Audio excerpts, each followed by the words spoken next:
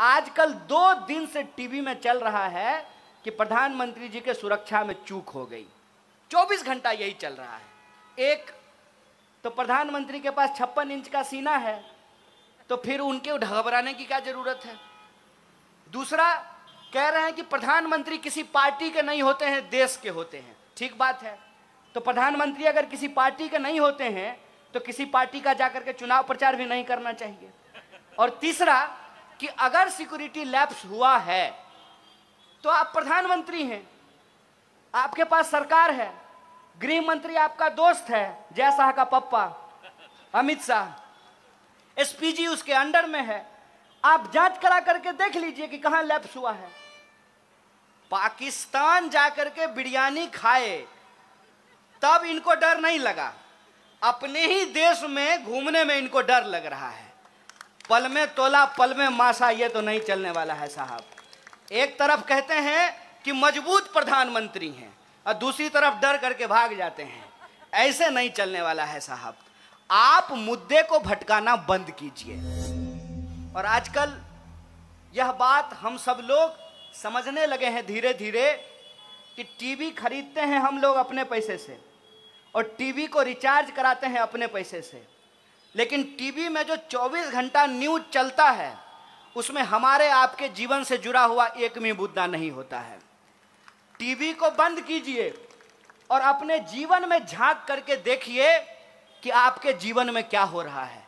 हो ये रहा है कि लगातार अनएम्प्लॉयमेंट बढ़ रहा है, लगातार महंगाई बढ़ रही है, पेट्रोल डीजल के दाम बढ़ रहे हैं और जीवन जीने की जो कठिनाइयां हैं वो लगातार बढ़ रहा है।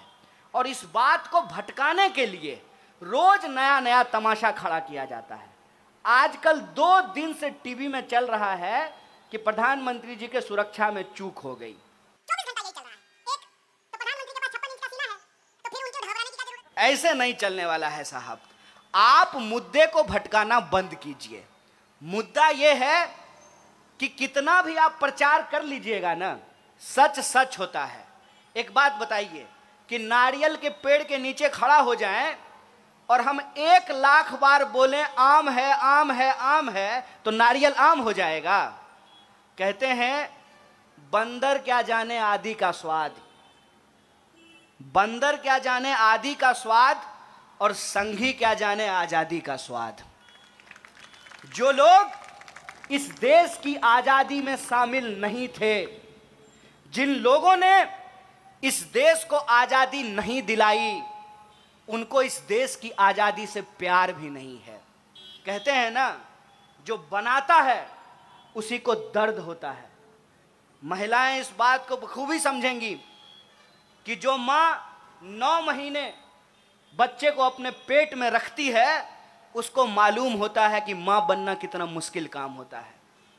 जो घर छोड़ करके भाग गए हैं, जो घर नहीं चला पाए हैं, वो देश क्या खाक चला पाएंगे।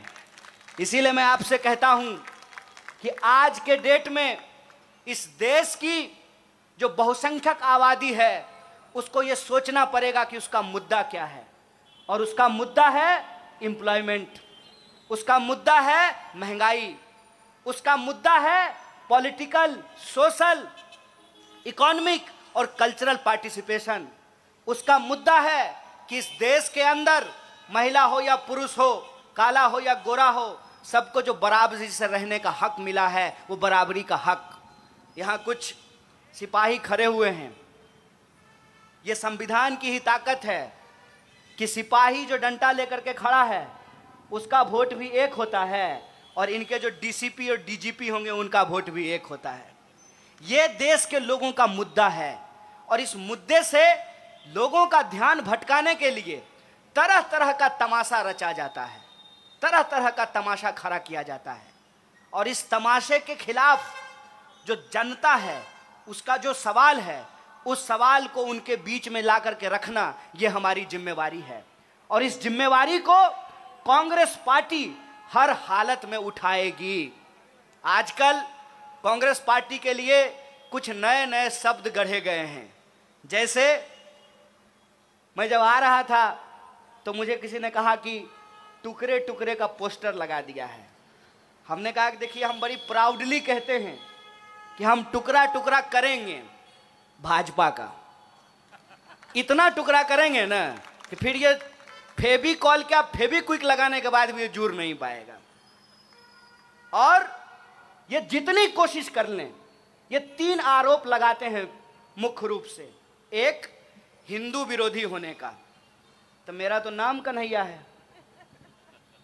दूसरा, सेना विरोधी होने का, क्योंकि मैं पहली बार गोवा आया हूं इसीलिए आपको बता रहा हूं। मेरे घर से 16 लोग फौज की नौकरी करते हैं।